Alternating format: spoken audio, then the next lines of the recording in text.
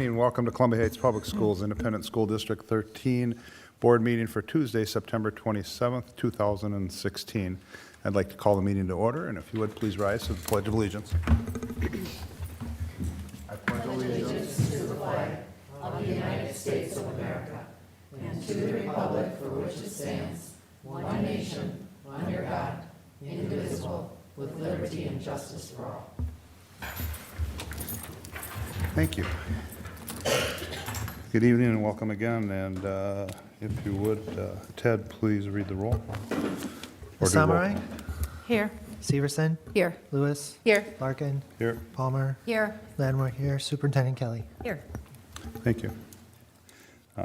Columbia Heights Public Schools mission statement. Columbia Heights Public Schools create worlds of opportunity for every learner in partnership with supportive small-town communities by challenging all to discover their talents, unleash their potential, and develop tools for lifelong success. Our core values are community, excellence, collaboration, integrity, respect, courage, and innovation. Next up on the agenda, we have Highlander highlights this evening. The board will honor the Communications Department for winning 3 National School Board Public Relations Association awards. Columbia Heights Public Schools received 3 International Communications Awards from the National School Public Relations Association. The district and the Communications Department earned an Award of Merit for the Heights e-News. Only 10 districts nationwide were selected for employee newsletters. The college and career guides were also selected for an Award of Merit.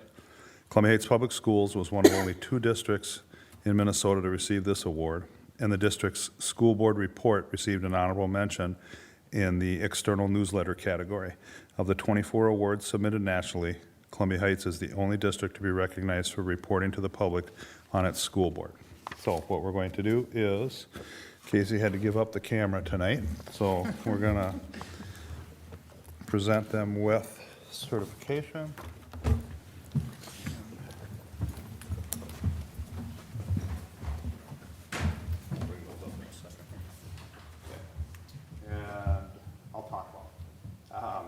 Casey Mahan in recognition for being selected for 2 awards of merit and an award for honorable mention by the National School Board Public Relations Association. Thank you for your dedication to the students, staff, and community of the Columbia Heights Public School District. Congratulations, Casey.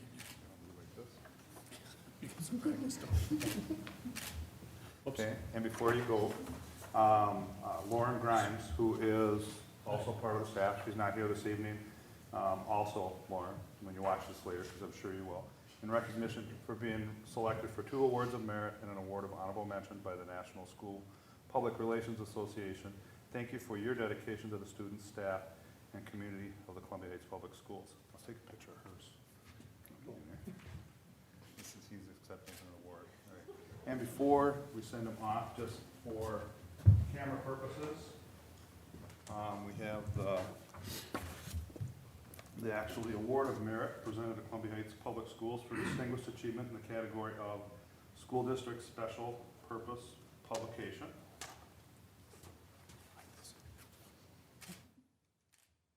Okay. And then we have the Award of Merit presented to Columbia Heights Public Schools for distinguished achievement in the category of School District e-Newsletter Internal Audience.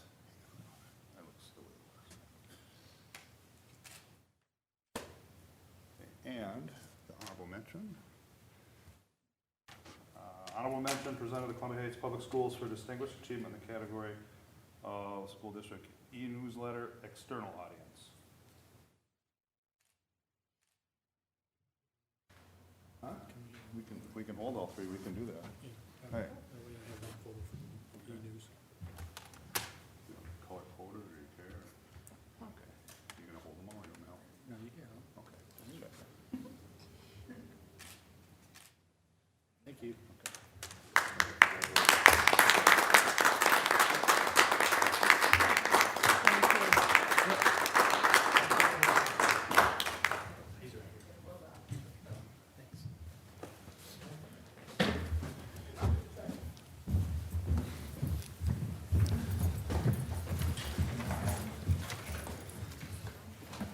Congratulations again, Casey, and the Communications Department.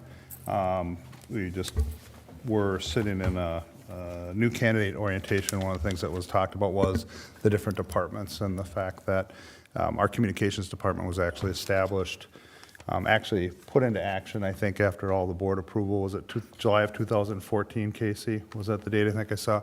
So in a matter of a couple years, the strides and the accomplishments that that department has accomplished is certainly most notable, so nice job. Okay. Next up will be the agenda approval, adjustments, and announcements and correspondence. First thing would be the approval of the agenda. If I could get a motion to move that forward, please. So moved. Maddie, thank you. Second. Molly, thank you. Discussion? Hearing none, all those in favor say aye. Aye. Opposed? Abstain? Motion carries. Announcements, October 11th, Tuesday at 7 p.m., regular school board meeting.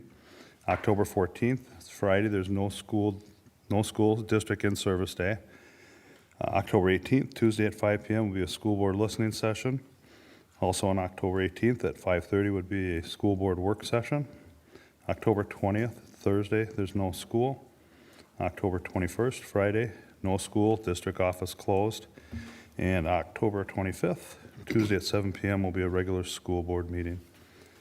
Next up would be correspondence. Superintendent Kelly, is there any correspondence? Mr. Chair and members, there is no correspondence this evening. Okay, thank you.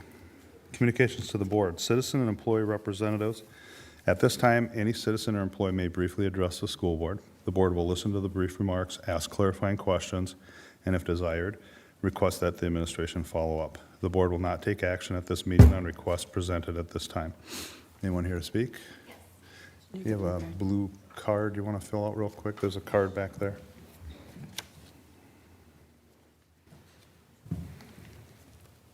Is there anybody else? Okay, next up is the consent agenda, which includes the personnel report tonight. I would ask for a motion to move that forward. So moved. Laura? Molly, you want the second? Sure. Molly is the second. Discussion? I've not been able to research these actions, so I'm going to abstain again. Any other discussion?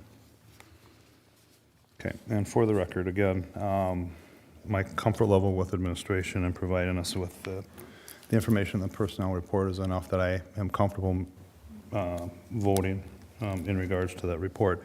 And as a board member, I don't know that I don't believe it's our role to go to the level of individually investigating each and every item on the personnel report. I have a question about that. So what is it exactly that you would be looking to see if you investigated it? What information do you feel like is missing? I think the issue, and thank you for the question, the issue is that as school board members, we don't even have the ability to question and research these issues, and yet we're voting on them every single school board meeting. And that's all I'm requesting. I asked for a motion to be put on the agenda authorizing school board members to take the steps necessary to vote intelligently on these issues, and it's not on the agenda for tonight. So But there is some information provided here. What would you be looking for that you feel like is lacking? the only information that's provided is the employee's name, their position, what is going to be changed in their position. There's no background information as to the appropriateness of that change. There's actually no access for school board members to independently look into it, and that's what I'm asking for. So I'm disappointed that we don't have a motion on the agenda tonight to at least vote on authorizing that. I understand it's necessary for the school board to authorize school board members to be able to do that. And it's not on the agenda. I don't know why the superintendent hasn't placed it on the agenda. I can respond to that. It's not on the agenda because it didn't have a second in the meeting, so the board didn't direct me, and it didn't come to the agenda planning. So generally, a motion has a maker and a second, and that's why it's not there from my standpoint, but it didn't come to the agenda planning meeting either, so it's not my matter to place it or not. It needs a second. And you actually, if I recall correctly, and I could certainly go back and watch the meeting, but you were requesting a resolution to give us approval to investigate these. And in the conversations that we had, and Hal, I apologize, you weren't here for that meeting, but the consensus that I walked away from at the table with the majority of the board members is they weren't interested in that. And that's the other reason it's not on the agenda, is to spend time on something that, again, the consensus is that that's not the direction we want to head. To put it on the agenda as a motion was not a direction that I gave the superintendent. Right, with all due respect, the only way to determine a consensus is to actually take a vote. And so that's why I'm asking for a motion to be placed on the agenda so that we can actually take a vote and determine what the consensus is. I don't believe we actually took a vote on such a motion. No, we did not. We didn't have a second. There wasn't even a motion made. So the proper procedure is that a motion is scheduled for a vote, or at least put on the agenda. If someone wants to make a motion, if it dies for lack of a second at that time, then the issue is dead. But it should at least be put on the agenda for consideration. Anybody else? I'm still wondering, is there a certain staff member who approached you and feels like there was something unfair that was done here? Is that bringing this up, or? No, it's just that every meeting we're asked to vote on these issues, and it's an ethical matter that we should be fully informed on the issues that we're voting on. The superintendent has said in prior meetings that data privacy prohibits us from, or prohibits her from talking about these employees. I've checked with Minnesota School Board Association. They said, as part of management, that the school board approves school board members to be able to ask about these issues as needed to make informed decisions. Then the school board can make such a motion and pass such a motion. So let's say hypothetically that we did, hypothetically. What would you be looking for? I would looking just be through the looking, files, what would if you- there is an issue that comes up that I'm aware of, then I would want to be able to go to the superintendent and find out what's going on, as I would think any of us would want to.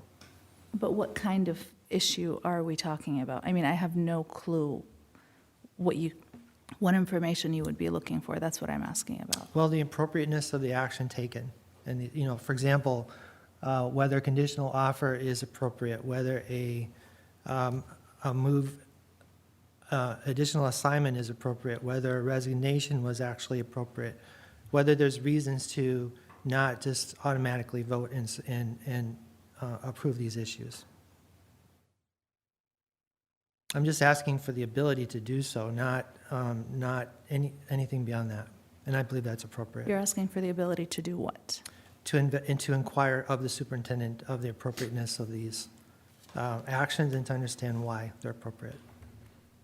So in theory, whatever you decide, looking at the personnel report, you want to find out whether it was an appropriate action. That's what this door is opening, is that correct? Any one of us should be able to do that. I'm not comfortable with opening that kind of a door. I mean, a lot of that information is already provided. The conditional offer, subject to criminal background check. I mean, this stuff is standard. If somebody resigns, you're not going to tell them, no, you can't resign, you must stay working, Right. Termination, usually because of performance, and there are many layers. And let's say you got access to that information about that staff member's performance. Do you feel like you would be able to tell if it justified termination? I would want the ability to at least review it. I would give great How do you deference think to that the staff member administration. would feel about that? I hopefully fine, because if we're the ones, if the school board is the ones making the decision, the staff members should understand that school board members need to know what decisions they're making. That's standard.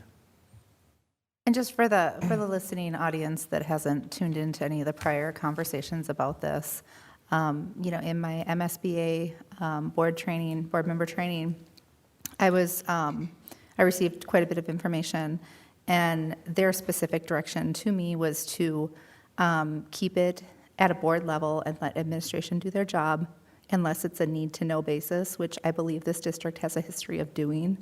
when we need to be informed. And I disagree. We're not on a need-to-know basis. There is this wall of data privacy that's been put up that does not allow school board members to inquire about these issues. Absolutely, and that's- I support that fully. And that's what I'm asking for us to be able to, as part of management, these decisions should be, we should be informed about them and have the ability to be informed. As someone who's also employed in a school district, I wouldn't want the board members to be looking at my file. Okay.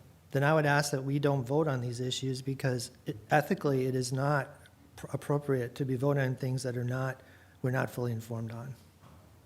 That's in our policies. I have a question here. For all of these actions to take effect, wouldn't we have to move approval so that anything, if there was a concern, that there would be the next step for an inquiry or an investigation or something along those lines? Wouldn't we have to move to this before it would come to the board level if there was a problem? I mean, because and at least I don't know what I'm trying to say here. I think on at least 4 occasions since I've been on the board, we've had specific instances where we have closed sessions to discuss something that is a little less than routine. And that is when we do get the information because there are extenuating circumstances. Well, if I recall, those are all circumstances that the administration has brought to us. We have not had the ability to determine those issues if there is a need to do so. No. It's only if the administration brings it to us. Actually, we did have a staff member come to us. Does the staff have access to us in situations where decisions have been made and they don't agree to them? Yes, I would say so. Is there an avenue where they can come to us? Certainly. And they can, if they feel that there's something in the building, they can come to me as well. I want to address, though, I do what, we've been having this conversation for probably as long as Member Landwehr has been on the board. And there have been multiple times where we've had attorneys write papers on access to data privacy. It's a little redundant to say the superintendent won't do it because the superintendent can't do it. She, in this situation, does not have permission from the board or release from data privacy to do those kinds of things. So it's not a specific thing, Ted. It is a general thing. And when it comes to releases for medical things, you also have not only the purview of the board if they would like to look at it, but the law of HIPAA that you may not have access to medical files and leaves and things like that. So it has been through the MSBA. It has been through attorney recommendations here, and you choose to have a different view, but I don't believe that it's the administration being obstinate. I feel that they're taking legal counsel, and until the board as a whole decides that it wants to go down this path, the administration will continue to do it the way attorneys and MSBA have given us that guidance. And I think we have a disagreement. But I want to clear up for the viewing public, and again, for Member Landwehr, that it's not a reluctance right now on the part of administration. It is what we perceive to be the law, and we are management, and governance has not said that they feel it's appropriate for individual school members to be going through personnel files. And so until they do, we would be, of course, proceeding the way we are. And every time you talk, every 2 weeks, it's always that the superintendent won't give you this information. The board has not given you permission to go through the files, and so therefore I will not be releasing files to you. So that is what that is. It's not that the superintendent won't do it, it's the superintendent can't do it. The board is 6 members, you are 1, and the full board has not given permission to go down that path. I just want to clear that up tonight. Exactly, and that's why I'm asking the board to give permission to do that. And I don't mean to imply that the superintendent is being intentionally obstinate. It's just that superintendent hasn't, and I understand what you're saying. So, What would it take for all of us to be able to take a vote on this issue? Well, I guess I would, hypothetically, I'll take your line and say, so Ted, let's say it comes as an item and it's unsuccessful. Are you done pulling the personnel report? Are you with the abstaining? I mean, is that the reason you're doing this, is to make a point? I mean, it's the same conversation over and over. What changes if, in fact, hypothetically, it comes up and for whatever reason, the board decides not to give that permission? Are you going to continue to pull the personnel report? Are you going to continue to make the statement and abstain? What direction are you going to go if it doesn't go that way? Absolutely, and I'm not the one continuing this conversation. I brought up that I'm abstaining because I haven't been able to research the background behind these personnel decisions, and I will continue to do that because for me, it's an ethical issue. If board members want to continue the conversation, that's their right.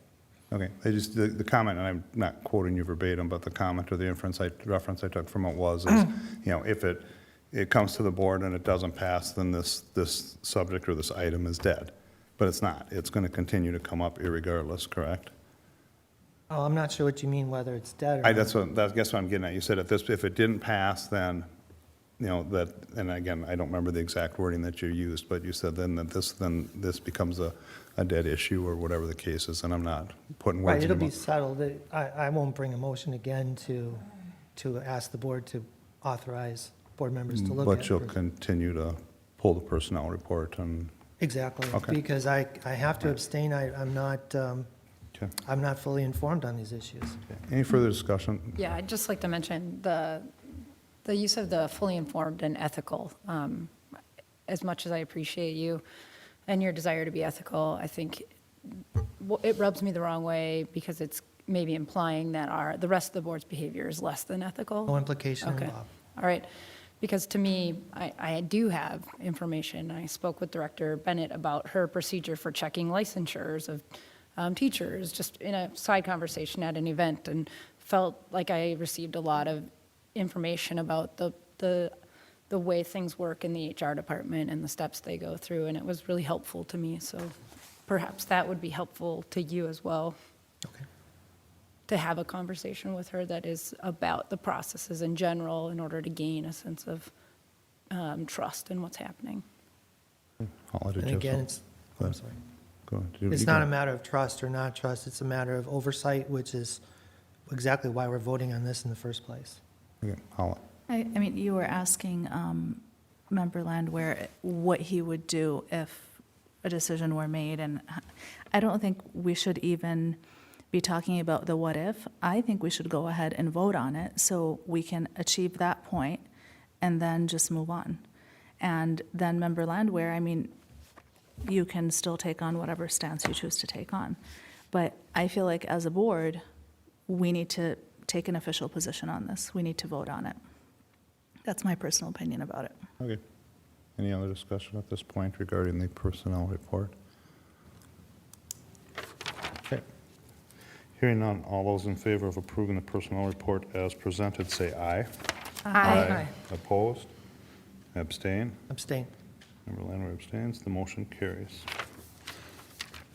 Next up is acknowledgments of contributions, and this will be a resolution, and I would ask for a motion, a second, and then I'll read the resolution and offer up discussion. So if I could get a motion to move that forward, please. So move.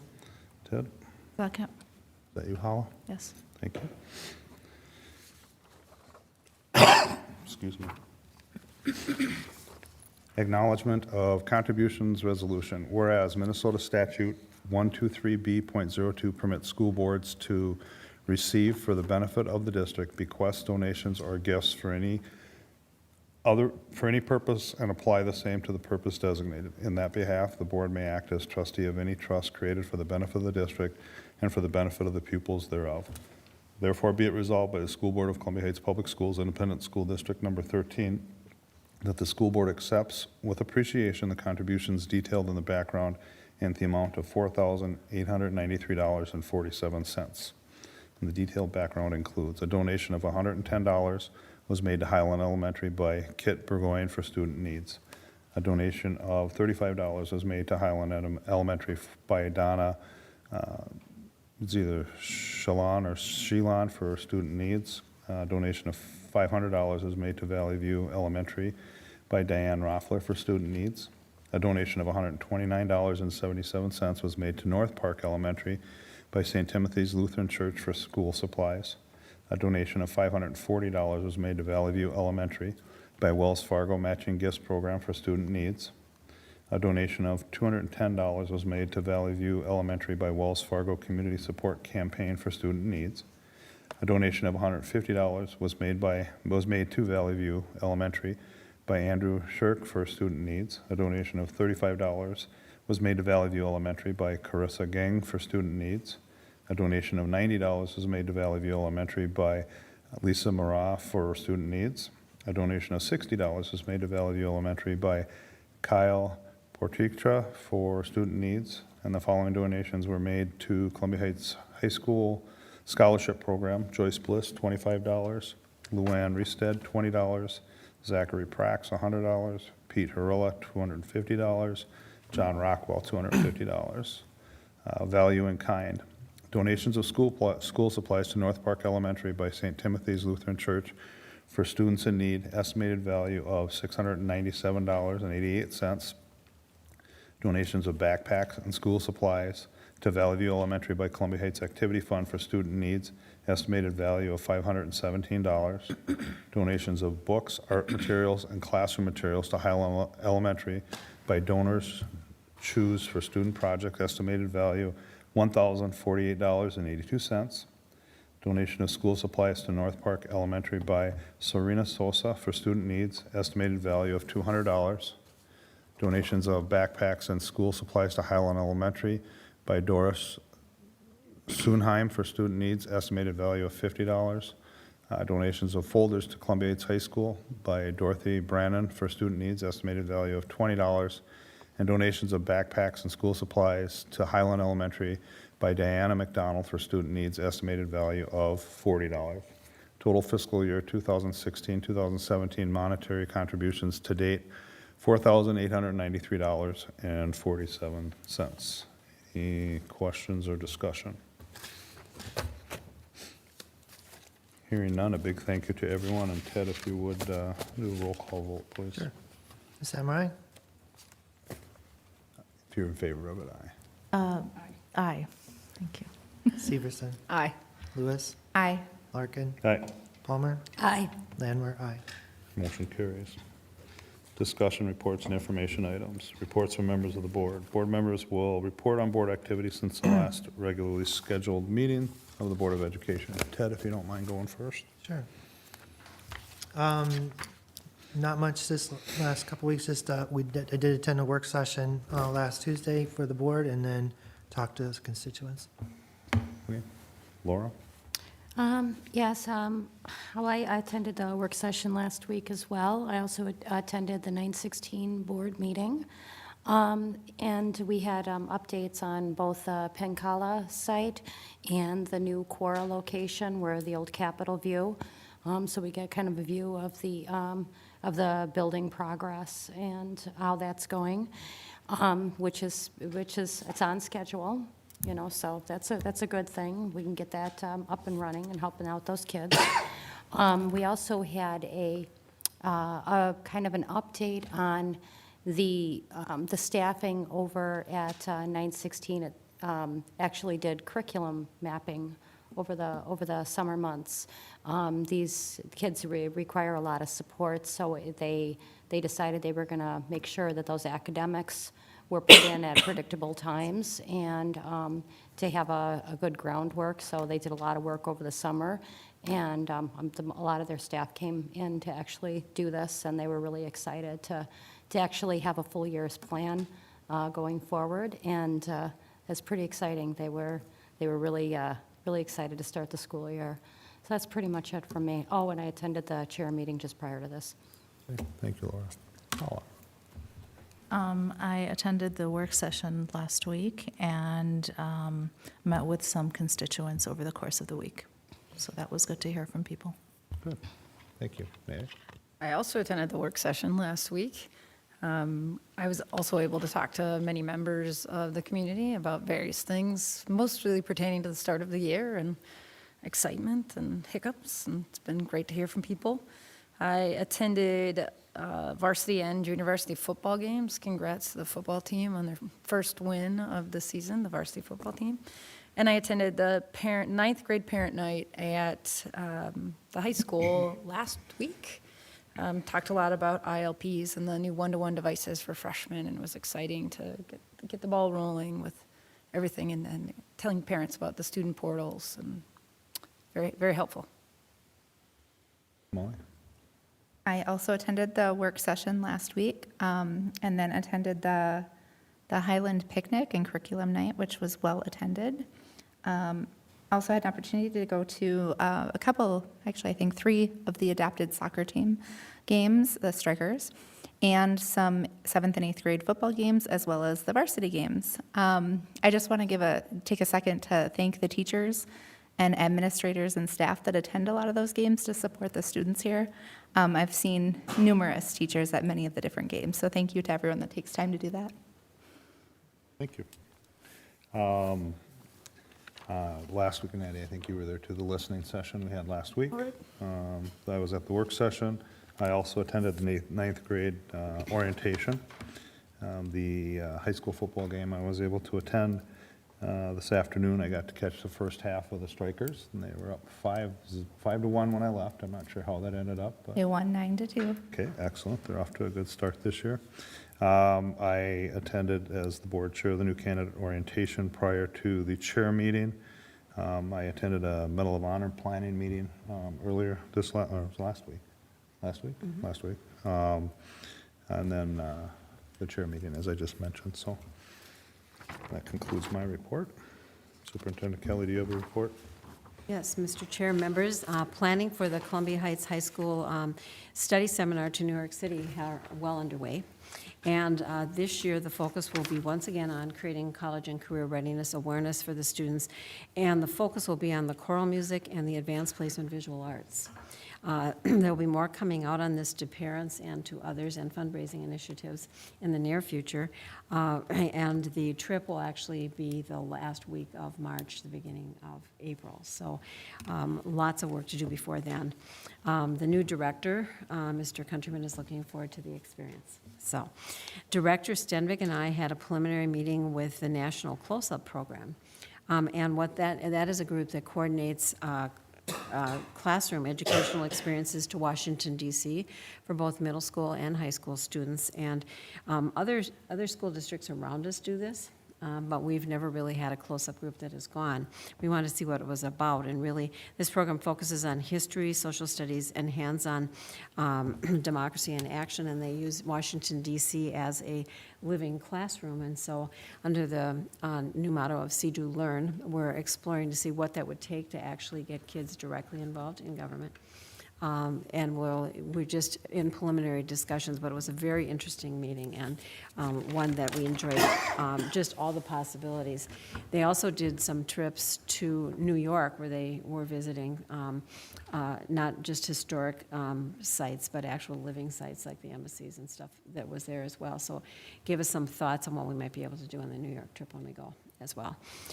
Director Stenvik and I also went to a full-day law conference focused on educational legal issues, and came back with just a whole portfolio of things to talk about at the management level. And if there's anything to share with the board, we'll be happy to tell you. We did have our very own court case over the Highlander Center that was featured. So when you go to law conferences now, you'll hear about that case. Work continues in the area of Medal of Honor, as Chair Larkin talked about. We're implementing the curriculum, and we're working on the school visits. I attended the school board candidate orientation with other school staff and Chair Larkin prior to this meeting. Education Minnesota Local 710 is hosting a school board candidate forum Tuesday, October 18th at 7:30 p.m. and it will be held in the community room here. And the school district does not sponsor that, but the forum is sponsored by the teachers union, but it is open to the public. I also attended the school board work study sessions, the school board chair meeting, and have had multiple contacts with school board members throughout the last 2 weeks, and I want to thank everyone for their time. Thank you. And we'll move on to Strategic Direction D.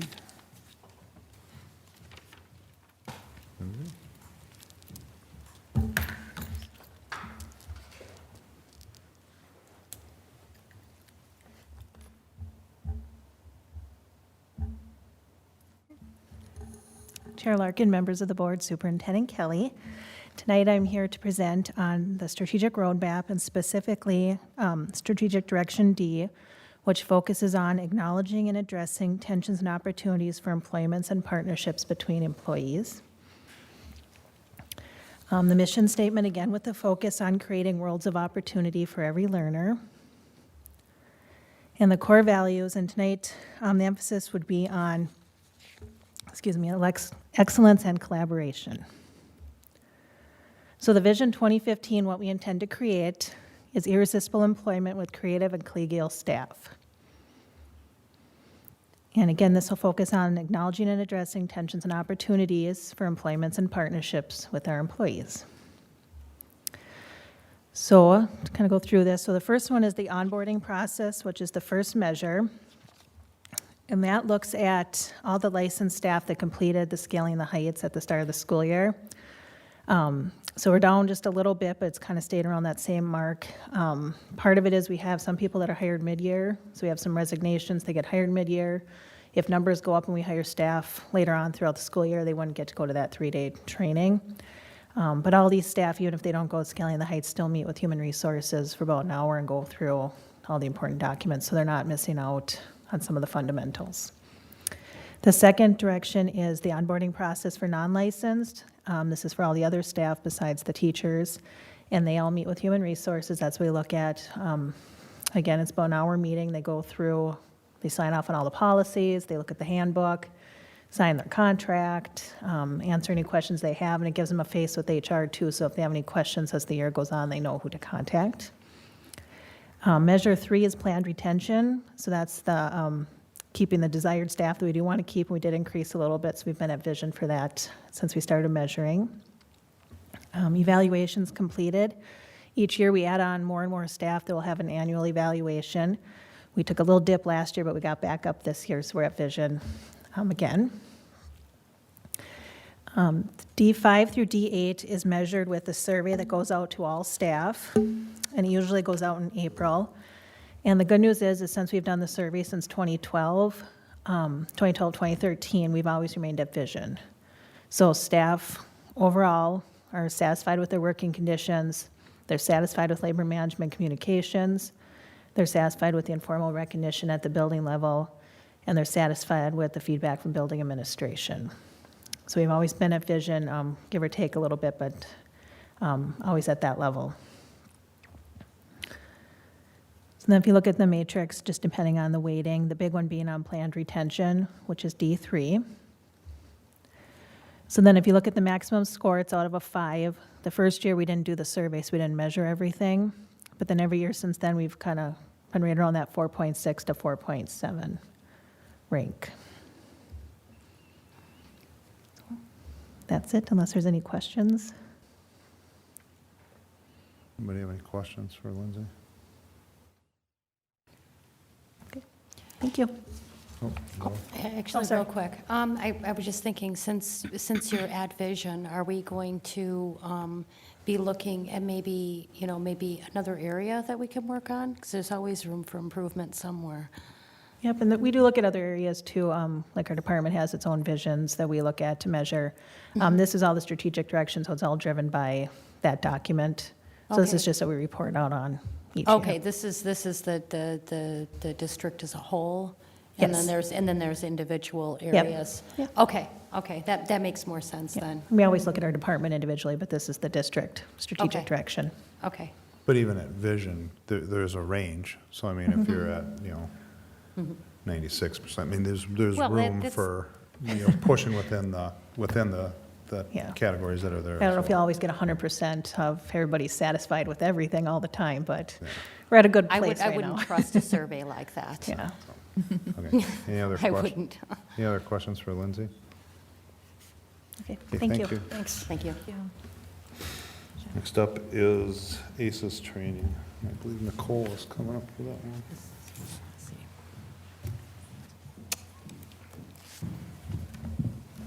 And Marcia. Sorry, Marcia. Chair Larkin, Superintendent Kelly, members of the school board, very excited to come this evening and welcome Educational Support Services Coordinator, Marcia Walker. Marcia will be introducing and refamiliarizing some of you with ACEs, what it is, how we got introduced by Northeast Metro 916 to it, and Marcia has ran with it, and we've got some really exciting things to report on. Marcia. Chair Larkin, Superintendent Kelly, and board members, thank you for the opportunity to provide an update on ACEs and training that has been provided for district staff and will be provided for district staff. Our district mission is creating worlds of opportunity for every learner, and the core values I'll be addressing in this presentation is community, collaboration, courage, and innovation. An overview of this update will cover a brief description of ACEs and, again, training that has happened and training that will be upcoming. So what are ACEs? The ACE stands for Adverse Childhood Experiences. And these adverse childhood experiences are so profoundly painful that they change the biology, the brain biology of a child and how they process information. A national study was conducted, and the outcome of that study showed, and this is a brief explanation, that the higher the number of reported ACEs, the adverse childhood experiences, the higher the number of health, social, economic, negative outcomes for that individual over their decades of life. So why is this important? ACEs are also referred to, you may have heard them, as being toxic stress or childhood trauma. And we know that trauma impacts learning, and we know that trauma impacts behavior. The research also shows us that we need to change the question from what's wrong with you to what has happened to you. So I'm very happy to report that I was able to go to a film screening of the documentary Paper Tigers. That was public viewing that Northeast Metro 916 hosted. And a film discussion following the preview was led by one of their social workers, Dan Porter, and it was a great experience, not only watching the documentary about a school, an alternative learning school in Walla Walla, Washington, where they have taken the research of ACEs and trauma-informed practices, embedded it into their school system, and just had wonderful results. And the film discussion afterwards was really important, too, to be able to reflect with other professionals about the documentary. Columbia Heights Public Schools, through an ACCFC grant that I wrote, has been able to collaborate and purchase 3 copies and licensing rights to Paper Tigers, one for our school district, one for the Spring Lake Park School District, and one for the Fridley School District. And I'm happy to report that we will be hosting a public viewing of the documentary on November 10th here in the Performing Arts Center, and also a film discussion afterwards, and you're invited. Another opportunity that's happening in the district that's provided through a different ACCFC grant is called SAFE. SAFE stands for Student and Family Engagement, and the 3 collaborative partners are Highland Elementary School, Anoka, the ACCFC, the Council, and Family Innovations. This SAFE grant, the goal of it is to lessen impact of behaviors on academic learning. And the grant provides training to staff. We hosted a training here on August 22nd for Highland staff along with collaborative partners around ACEs and trauma-informed practices. It was very well attended, and the feedback from the staff and collaborative partners that attended was very positive. The grant will also provide future trainings for Highland staff and collaborative partners this school year. We're working on planning those right now. And also Family Innovations provides home visits for Highland families. And another opportunity that we're very excited about is Teaching and Learning is on our in-district in-service day on January 17th. We'll be hosting Mark Sander to come in and speak to our entire staff in the Performing Arts Center on trauma-informed instruction, and we're really excited about that too. Thank you. Any questions for Marcia? I have one quick question. First, I appreciate all that you're doing with this. I know, I think we all know how much importance there is in social emotional learning. And so thank you, kudos to you for all the energy that you've taken and initiative for this. When you talked about the SAFE grant, and right now it's only at Highland, is there opportunity for that to grow to the other elementary schools later? Anoka County Mental Health Division contacted me and said, we love working with Columbia Heights, Anoka County. We've had many, many initiatives through the SHIP grant and many other collaborations. We would like to work with your district. We can only pick one elementary. We prefer elementary because St. Paul, with Family Innovations, has done 3 elementaries and had great success with that SAFE program. And right away, Highland came to my mind for 3 reasons. One, it's the largest elementary of the 3. And secondly, we do have, through our grant that Lee Carlson wrote on our behalf, we have for 5 years the legislative grant, therapists in all the buildings except for Highland. They've been trying to grow and get us additional as funds prevail, but Highland was the one that didn't. So those were the 2 reasons we selected Highland. You know, money is always scarce, so if Anoka County would want to help our other 2 elementaries, we'd gladly welcome them. Wonderful. I Yeah. appreciate hearing the reasoning for Highland Yeah. being selected. Thank Yeah. you. Anyone else? So the training for the trauma-informed instruction, that will only take place with Highland staff? We had the training already in the summer, and that was Highland staff, and that was, everyone was invited, and they had money to pay for, if you want, you know, custodians, food service, anybody could come that worked at Highland, because they really wanted to be comprehensive, and then they're going to do a follow-up training. The training around ACEs that Marcia referenced, that's open to the whole community and the district, viewing the paper tigers in the conversation. And then Mark Sanders, who also does some great work in trauma-informed, that'll be for the entire district during the district in-service day. Thank you.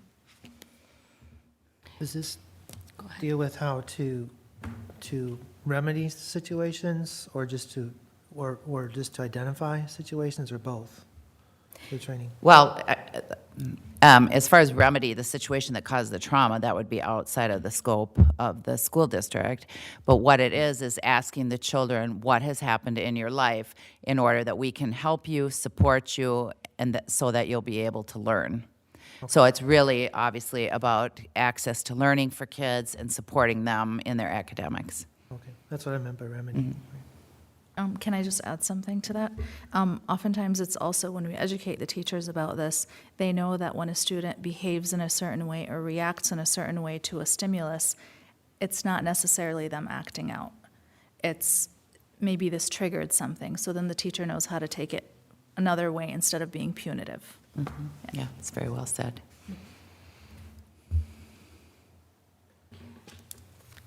And then the showing is both public and, I mean, that's a public, anybody from the public could come and see that. Correct. And I highly recommend it. Yeah, because I think that would give everybody a clearer view on exactly what the repercussions are and the impact that this has for the kids. And we did have a discussion over at 916, and the person who was helping us with, you know, understand what was going on, he said that they did find that the one thing that helps these kids more than anything is having the support of an adult. It really does help them, instead of, you know, why can't you always behave? It's, I know you don't want it. I know you don't, you feel bad when you do stuff like that. What can we do different? You know, so it was a very powerful discussion, and I'm really happy to see that this is way further along than I thought it was. And as always, you impressed me. Thank you. So let's see what good things can happen. Anyone else? Thanks, Marcia. Thanks, Nicole. Thank you. Oh, I think you get to stay, right? Yeah. Secondary date. My trusty assistant here with the PowerPoint. Okay. Sure. Thank you again, Chair Larkin, members of the board, Superintendent Kelly. Another thing I'm very excited about, very passionate about, is to present to you the day treatment program that will be at the high school, available for our students, grades 6 through 12, starting it as a pilot. We have a relationship with mental health providers and really excited to talk about this opportunity. So we're just going to go over the goal was to create an in-district therapeutic learning environment, a day treatment program in collaboration with Nexus, Youth and Family Solutions. So we'll give you a little background, what leads us to this, but Nexus approached us and had some questions about what were needs in our community in Anoka County, and that wonderful conversation evolved into everyone needs day treatment. They are few and far between for school-aged children. There are waiting lists. We have students that are our residents that we send to other day treatments, and so that conversation morphed into they said, oh, how can we help you? So the rationale, increased number of students who are requiring day treatment. And day treatment is a program in which a doctor or a psychiatrist or a psychologist has determined that the student needs a therapeutic learning environment. So they are learning, they are getting their academics, but these students have mental health needs as such that they need that therapeutic support during the day. So it's called day treatment. There are limited and expensive options outside of the district, very, very expensive to send our kids, as you can imagine. And the families lack resources for outside mental health service, whether it's transportation or maybe they're working several jobs, they can't get their students to see therapists. So they have to have a DSM-5 diagnosis, as I said, from a physician or a psychologist, complete the referral packet. We will review their transcripts and determine their graduation path, and then we'll have an intake meeting with the parent and the student. And then to transition to exit them back, because this is not a permanent placement necessarily where a student would be, 6 through 12, we'll do ongoing evaluation and monitoring of the program and of the student, and then have a transition exit meeting with the student and the parent and the guardian, and then we'll be doing follow-up once they're placed back in our school outside of the day treatment program to make sure that their needs are being met.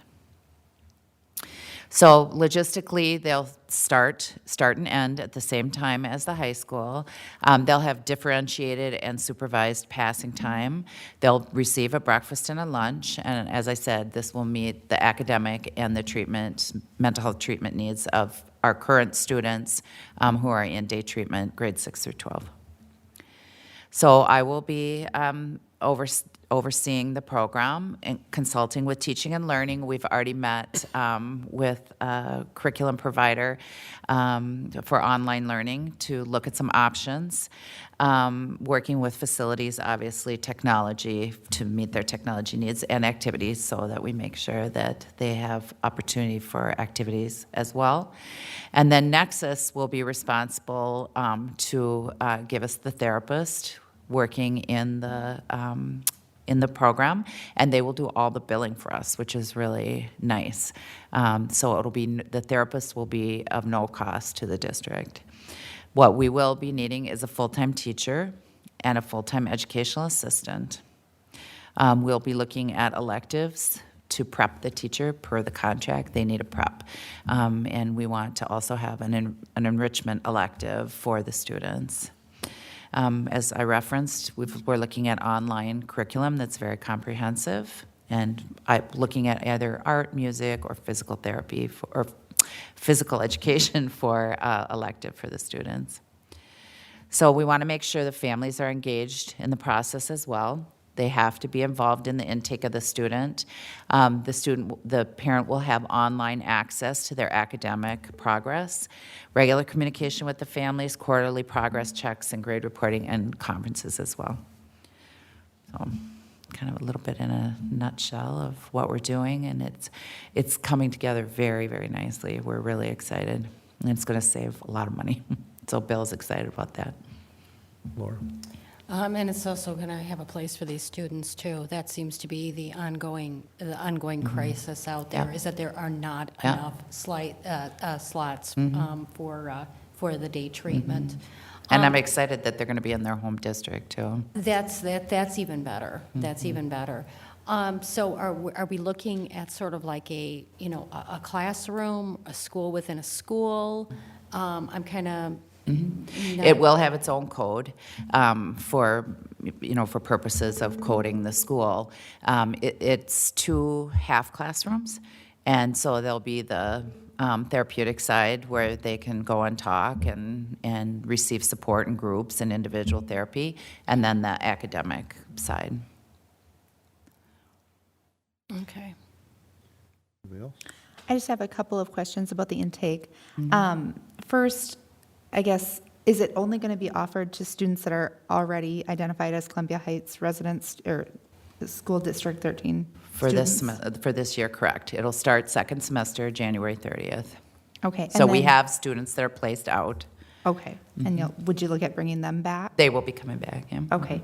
And then also, what kind of number are you talking about realistically for the teachers that you're going to be hiring for? What number would you be able to? Well, we spoke to other day treatments, obviously secondary day treatments, and they max it at 10. Okay. Okay. Thank you. Anyone else? Thanks. Yeah, you're welcome. Thank you. The curriculum cycle and update.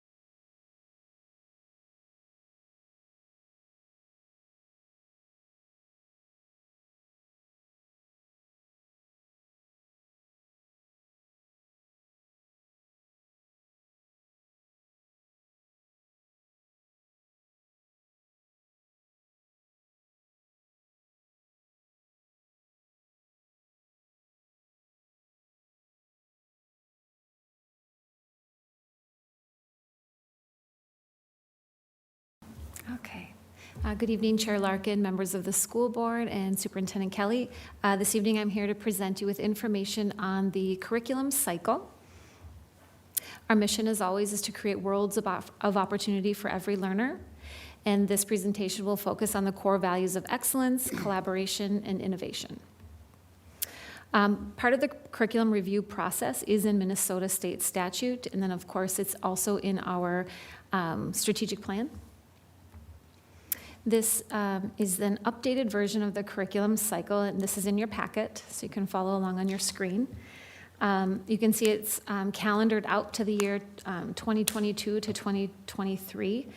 This curriculum review cycle is updated each year because, well, one, because of the years that move on, but also because the Department of Education oftentimes will release new standards, or as in the case that happened with this one, postpone the release of standards. So we were expecting to have the K-12 science standards come out earlier this school year, and we're beginning the preparations for that last school year, and they've been postponed. So another reason for some of the updates and changes that I'll highlight on this curriculum cycle is we really took a look at what is effective, what is manageable, what can we really support in one school year as we go through the 4-step process. And we noticed that, some of our larger core content areas such as math, so think K-12 math, every student is involved in that, or K-12 reading, literacy, English, language arts. Those are some of our larger content areas. Also some of the arts, if you think about all of the different visual arts courses, or all of the different performing arts courses that we have from elementary all the way up to K-12. So we decided to break those up a bit so that when we are honing in on and focusing and supporting those groups specifically, that we're able to do an effective and thorough job. So you can see some of the smaller content areas. So for example, CTE, that means career and technical education. That's found mostly at the secondary level with our business class, for example, our FACS class. So those are things that we can lump together with K-12 performing arts in the not visual arts at that year. That would come at a different time in the cycle. So as you can see, the 4 phases of the curriculum cycle are study and preparation, program design, implementation, and refine and sustain. So the teaching and learning team, along with student services, is at the table. The technology folks are often at the table, so we have our personalized learning in there. Begin by really researching, reviewing, conducting needs assessment, working with teachers and school staff to see how the implementation is going, where they're at. That could be surveying, that could be in-person meetings, meet with our leadership teams. Last year, for example, we pulled all of the K-12 science teachers together multiple times throughout the school year to conduct professional development with them and conduct needs assessments, so we're prepped for the upcoming school years. So as you can see, it kind of follows the pattern throughout the school years. So every year we're in all 4 phases as it goes down, and so we kind of keep track and support the folks who are just beginning to do the research, and then others who we need to go out and work with how they're implementing and what are their needs in implementation. So we have this also in your packet, some assumptions with the curriculum cycle.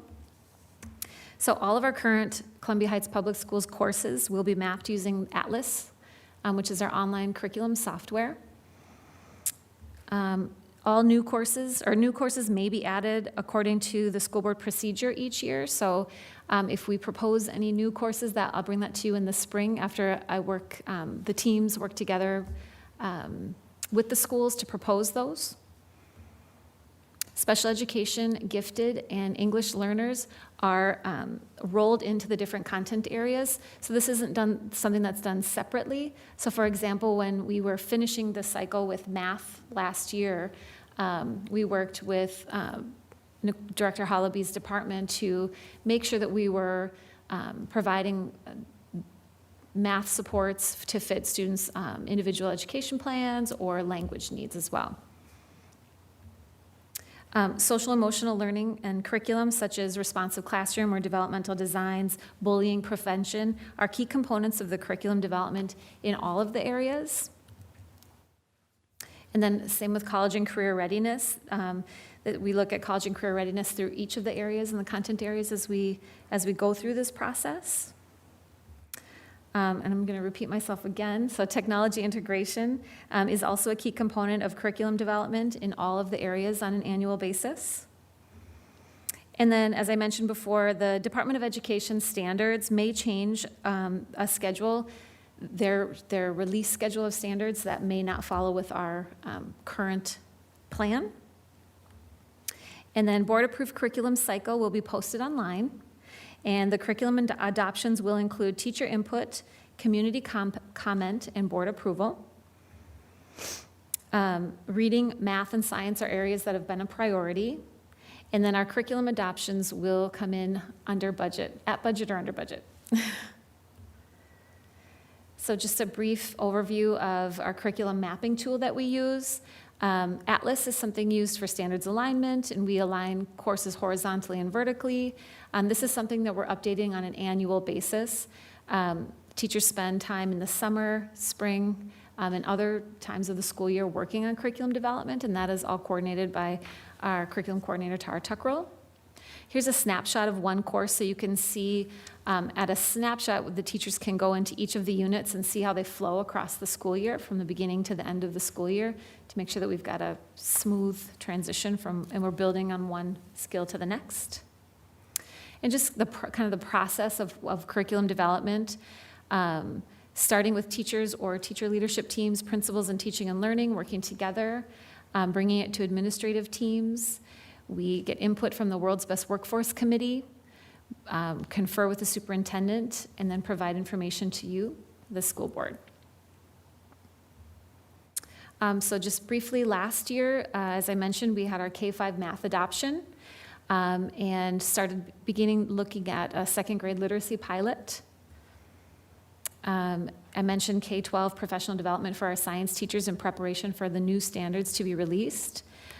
Calculus, levels A, B, and BC textbooks,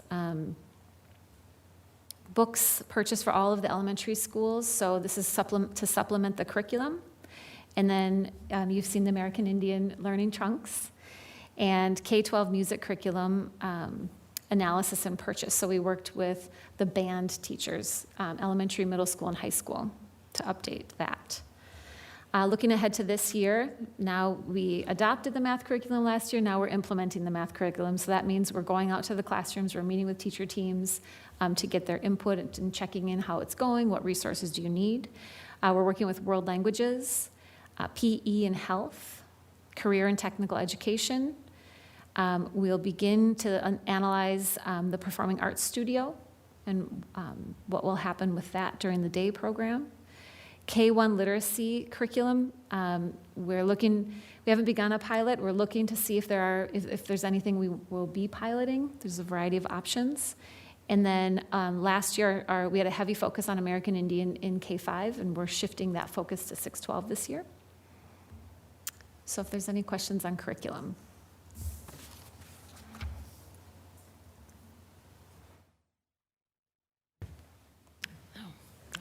Okay, thanks, Linda. Thanks. Thanks. Thank you. All right, next up is board policies, first reading. And those policies are 102, which is equal education opportunity, 414, which is mandatory reporting of child neglect, 506, student discipline, 520, student surveys, 529, notification to staff regarding placement of students with violent behavior, 616, system accountability, 618, assessment of student achievement, 620, credit for learning, 701, establishment and adoption of school district budget, 708, transportation of non-public school students, and 721, federal uniform grant guidance. These policies will be made available to staff and the community for input and will be brought to the board for approval at a future board meeting.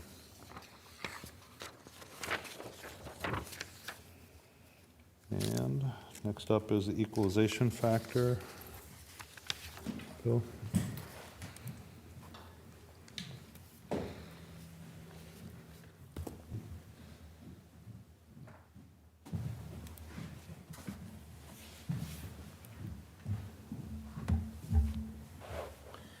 Chair Larkin, members of the board, Superintendent Kelly.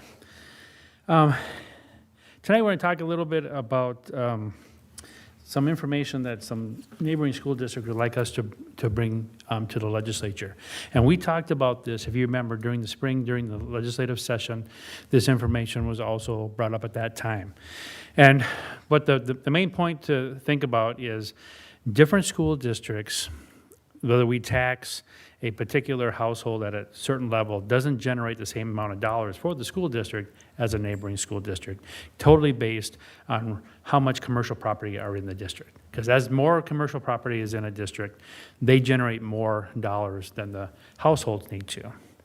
And we are one of those school districts where we have a relatively low commercial base. So when we do have an operating levy that comes forward, from the board, the amount of tax that it taxes our homeowners is higher than if we go over here to Edina or to a Bloomington that has huge amounts of commercial base. So they can go out for a levy and the homeowners hardly pay anything to generate huge amount of dollars for the school district.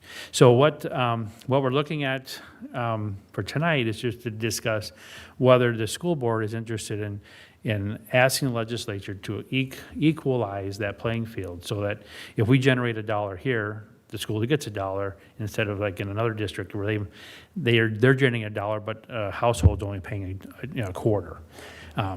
So that's what we're here to. I guess we've been asked to come together to support a resolution and through MSBA to go to the legislature to ask for an equalization for school districts with low commercial base. I put a sample inside your packet, so you can see that some background information there. Do this thing.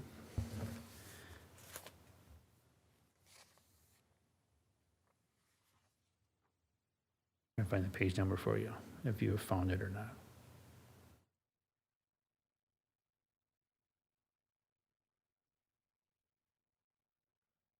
I had my computer on the right page number when I got here. It wasn't on the same page. Thank you.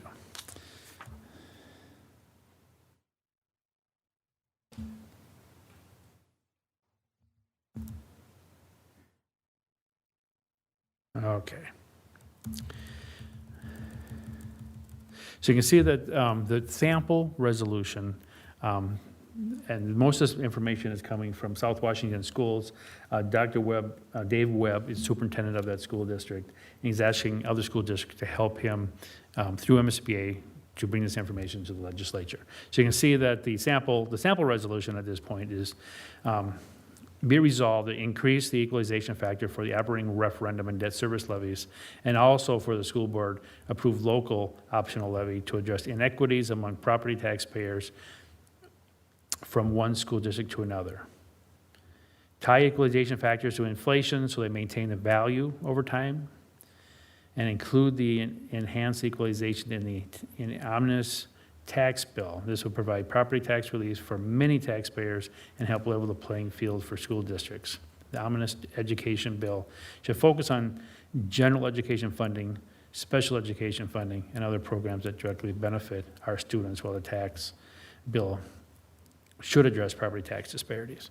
So that's really what we're talking about, is really property tax disparities, and whether our board wants to support this to go to the legislature to try to equalize the playing field when it comes to paying property tax for school districts, especially with low commercial base properties. Bill, is this similar to LGA that they do with the cities where they recognize business or communities that have a higher commercial base? It is very similar.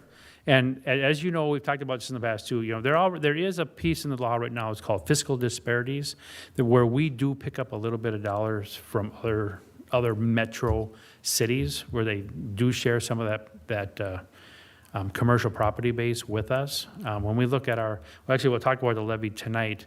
When you look at generating about $9 million, we actually pull about $1.5 million come from other cities. It doesn't just come from our taxpayers. So there is a mechanism in place to try to help this situation, but I think when we look going forward, it really isn't fair between different school districts and how we generate tax dollars. And in our case, this would really lower the tax for our homeowners. Well, right now, they do pay a higher percentage. If you remember from last spring, we did show you a graph at that time where we aren't necessarily the highest paying, but we're definitely in the top half when we try to, compare to other school districts. So this would be a tax relief versus monies coming from other communities then, is what the resolution is proposing? Yeah, how exactly that the legislature would go about equalizing that factor, I do not know. Okay. But yes, the end result idea would be to lower our homeowners' tax and have that money come from through a different avenue or different mechanism to make up that difference. Can I just ask, Director Holmgren, do you see any concerns or potential risk for us submitting a resolution like this? I do not. This only helps us if something would go through in some way. I mean, this isn't specific. We're just asking for support. We're asking for equalization for our taxpayers. So, I don't see it turning around and coming back negatively against us whatsoever. Is it typical for school boards to be asked, I'm new to the game here, to do something like this? I could comment on that, and then you can follow up. There's a very important thing that happens in the fall before legislative session, and that's the MSBA Delegate Assembly. And I'm forgetting who on this board are the reps for this time. Ted, are you, Member Landwehr is. And at that time, boards develop their own resolutions or resolutions like this for consideration by MSBA at the Delegate Assembly. If there's enough of a majority of support there, then they go into the MSBA platform. And so it's very appropriate. Boards do it across the state at this time of year.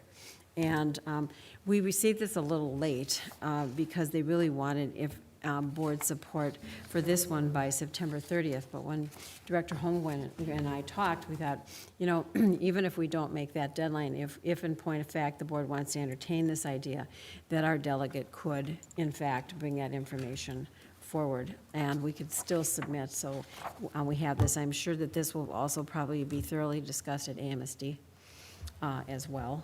So yes, it is appropriate. It's just a question of, do you want to do it or not? If we did do this and how long would it take for the taxpayers to get the relief? Well, I'd like to say it'd be quickly, but what'll happen is it will go to the legislature next spring through the legislative session, and if something would come about where there would be some tax relief bill passed at that time, then it would actually affect the next year's tax, would be actually this calendar year of 2018. That'd be the soonest that we would see any change. And that would be dependent upon whether or not the legislature decides to take it up. Correct. Right. Or wait until the last minute. They wouldn't do that, though. Would this result in higher taxes on our businesses, though? Actually, I can't answer that question because I think when we talk about equalization, we're talking about equalization across the board. So as we're in a more of a property poor district, the mechanism, what everyone would like is that it would be fair across the state of Minnesota, not just hit one certain type of property. So I don't see that pushing anything over to another category, but to be more equal across the state. So there's going to be different cities and different counties that are going to pay more, where we would pay less. That's the way I envision it. Anybody else? And this is something you'll be bringing forward as a resolution? Yes, if you're interested in doing this, the next meeting, we would bring a resolution to you to go ahead and pass when we would be added on to the list of school districts onto this resolution through MSBA. Thanks, Bill. All right, we're up to action items. And first up is the education assistant contract.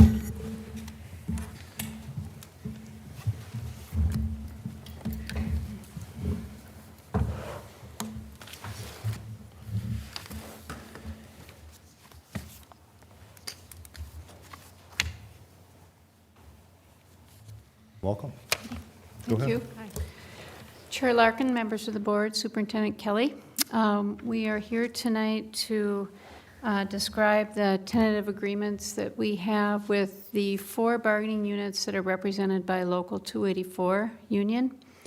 And those are, as you'll see in the packet, the education assistant, the clerical, the custodial contract, and the food service workers contract.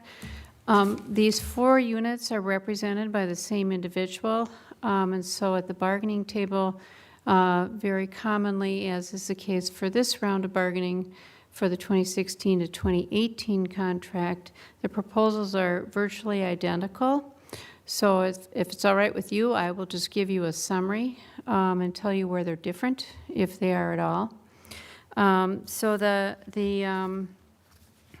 tentative agreement for the salary schedules for each of the 4 bargaining units is a 2 1/4% increase in the first year of the contract and 2 1/4% increase for the second year of the contract, and that's for the custodial, the clerical, and the food service workers. For the education assistants, there's a tentative agreement at 2.5% and 2.5% increases in each of the 2 contract years.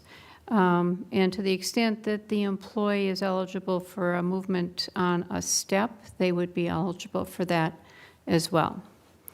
The other financial change would be to longevity, and each of the 4 units proposed a change in the years that they would have to serve continuously in the school district to be eligible for longevity. There was no proposal to increase the actual amount that is paid, but the eligibility number of years went from 15, 20, and 25 down to 10, 15, and 20. So for currently, under this tentative agreement, the employees in each of the units, if they were here for 10 years continuously, would be eligible for the initial longevity payment. The next financial change would be to the sick leave conversion, which is a benefit in the contract.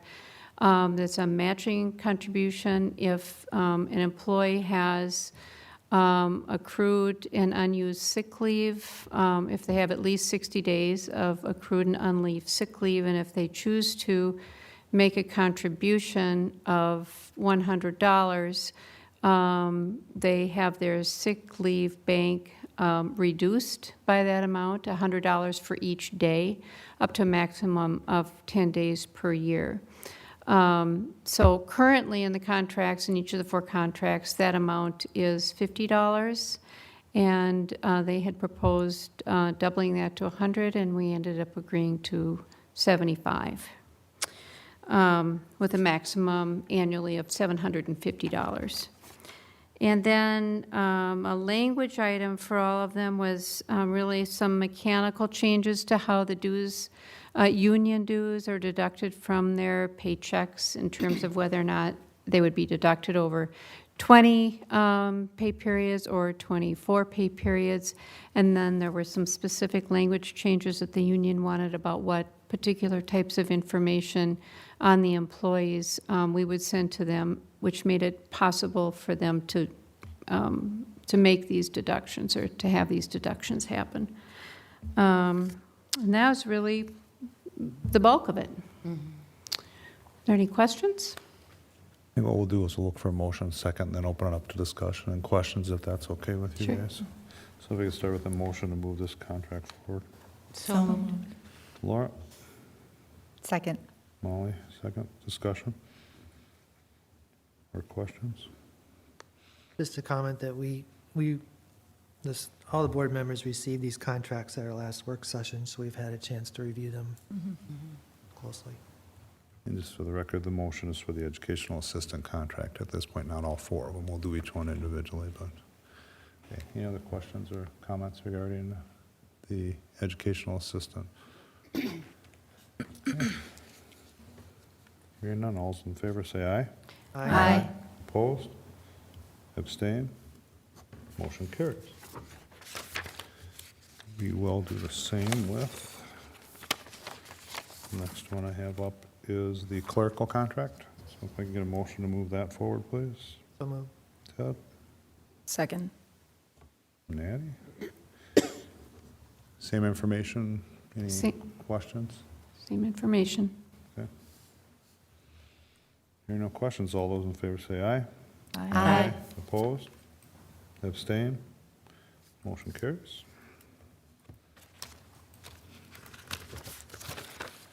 Next up would be the custodial contract. A motion to move that forward, please. So moved. Molly? Second. Ted, second. Thank you. Discussion. Hearing none, all those in favor say aye. Aye. Opposed? Abstain? Motion carries. And food service contract. Motion to move it forward, please. So moved. Ted? Second. Natty? Discussion. I guess one question, these have all been ratified by the bargaining groups? Yes, We they were should say all, that. yes, they were all ratified Okay. last week, I believe, or 2 Yes, weeks last ago. week. Okay. Last week. Yeah, good question. Anything else? Hearing none, all those in favor say aye. Aye. Opposed? Abstain? Motion carries. Thank you. Thank you. Thank you. Okay, and final action item is external user access recertification system. I believe this was information that was provided in the superintendent's Pay levy? packet. E. Oh, I'm sorry, preliminary levy first. I was excited You about. tried to skip over that long one. I'll get busted. Yep, okay, go ahead with the levy.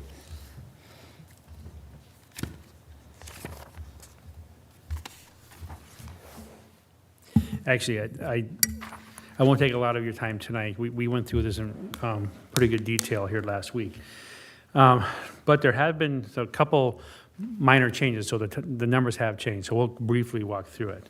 But again, we're here to create a world of opportunity for all of our learners here at Columbia Heights. And when we look at our core values this evening, when we're talking about levying, we're looking at community, we're looking at excellence, we're looking at collaboration. We're really looking at the whole gamut of our core values as we find the funding to bring the education to our students. Again, I want to touch on enrollment. Because enrollment, we've been really trying to watch this the last couple of weeks. It's very hard to know how many students we have in our buildings. Some people are new when they come in the fall, and then we have other people that never show up, and we don't know if they're coming.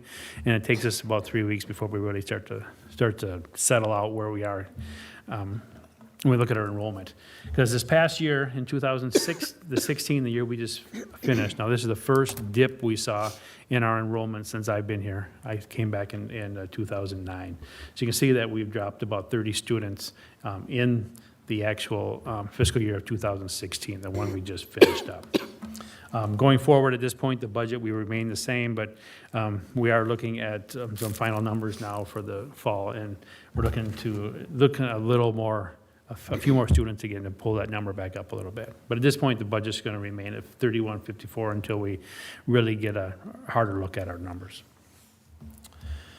Now, I did put in your packet an updated levy sheet.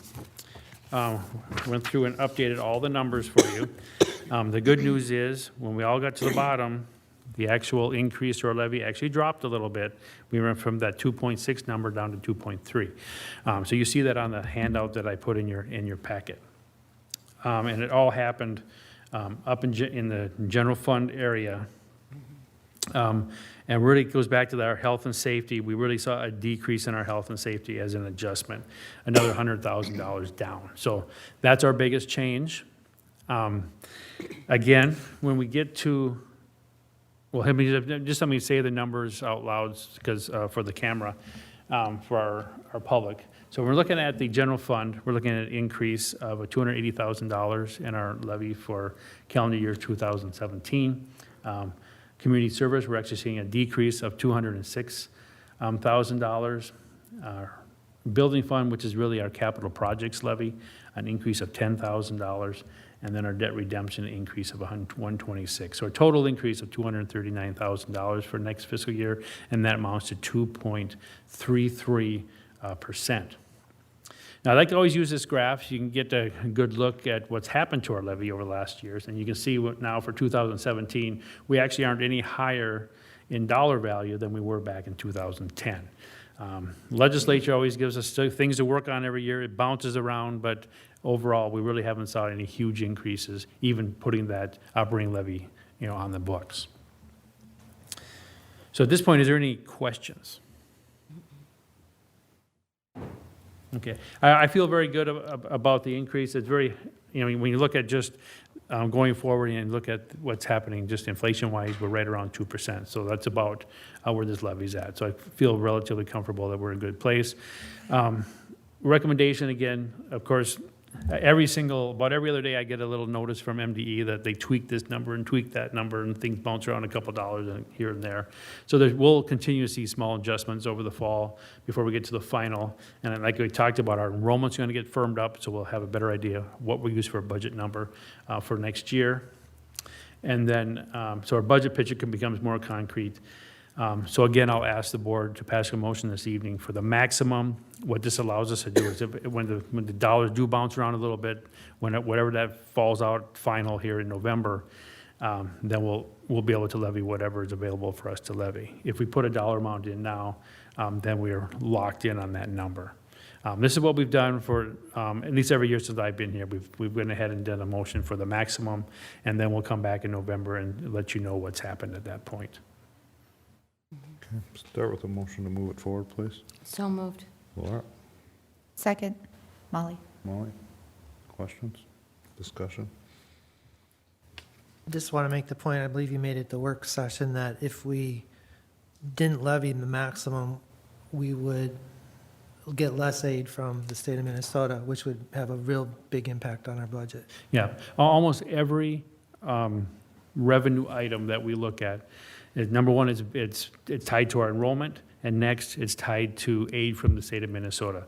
So if we decide to under levy in any category, then the state takes those dollars away that they would have done in the same piece. And most of the time, we're getting about 2/3 to 3/4 as much aid as we are with our levy.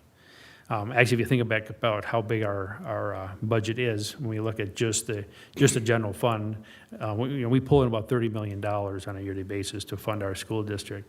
And when we look at the total levy here, we're looking at $9 million. So we really do lose a lot of revenue if we decide to under levy in an area. Would you project that when it's all said and done, that the percent change would be much over what we're indicating now at 2.33%? Yeah, at this point in time, I don't see that going up anywhere. It's getting pretty final. Unless, for some reason the MDE has found a mistake on their figures. At this point, I think all those things have been found. Because what happens is they send those first things out, and all of us, we dig through it. Hey, wait a minute, this isn't quite right, or this isn't quite right. And they fix that over a couple weeks period. And that's about what we've had. The first report we get is on the 8th of September, so it's hard to have everything ready for you by that next board meeting. So at this point, every time we get a new report, I always look at it, and now the last three haven't changed. So I feel pretty confident it's going to be at that 2.33. Any other questions? Okay, hearing none, all those in favor say aye. Aye. Opposed? Abstain? Motion carries. Okay. Okay, now the external user. Sorry.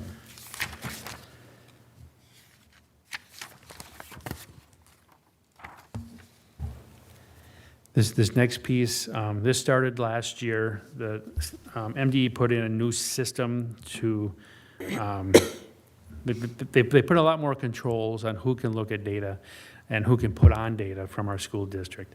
And they really want somebody in the district to oversee the whole thing and have control of who has access to the to the different areas of MDE. For an example, as the finance, we have to have access to, how our title dollars are coming in, how our special ed dollars are coming in, and so forth. And then there's other areas where we need access to our test data. So we'll have a different employee be looking at that. So again, our recommendation is to have Superintendent Kathy Kelly have control of that system and have control of which employees have access to which areas of the MDE website. Okay, get a motion to move that forward, please. So moved. Ted? Second. Natty? Okay. This is something that they require. Yeah, like I said, we started this last year. We didn't realize at first this is a yearly, annual event that we're going to have to do. So we'll bring this to you a little earlier this next year, but they do want it annually. Just like we talked about the health and safety dollars over the years, they want us to act on it on an annual basis. Any other questions? So the superintendent's responsibility is to make sure it's secure, is that correct? Well, and the security side's on MDEs. Okay. What happens if I'm going in the site, if I need this information, I have to go through a little process and ask for permission from MDE. And what happens then is an email is sent to the superintendent's office, so they know that I'm asking for permission to be in there. And then she says yea or nay. Okay, thank you. How often do you have to approve access? I mean, We is do this a- like a daily thing or a? Only if they get really frisky upstairs. But usually what happens is we go through by each of the job descriptions and what things they need access to, assign that, send that all in. And then if there is the extraordinary event, then there may be an additional request. Okay. So it's not an everyday occurrence. Okay, yeah, well, I was going to say, that didn't seem very practical, so that's what I was understanding. So you have various levels of access, Exactly. so-and-so can Some can receive read this and some- kind of information, and some Exactly. can add this kind of information and make changes. And Member Okay. Palmer, we also met as a committee to make sure that we had the appropriate people in the right seats on the bus as far as who was going to have access to that. So it's very transparent, so everybody knows who has access and who does not. So the internal stakeholders understand as well. Okay. Good, thank you. Any other questions? Hearing none, all those in favor say aye. Aye. Opposed? Abstain? Motion carries. Thanks, Bill. Yep, thank you. Anybody have anything for board topics? I would just like to renew my concern that, and we've talked about this as a board prior to some of the members joining. Right now, there are no board representatives on the bargaining committee, at the bargaining table. So everything we hear comes through Attorney Keppel and Superintendent Kelly. So I'd like to renew my request a concern that we do have some board representation as well, just so that we are more involved in the process as a board.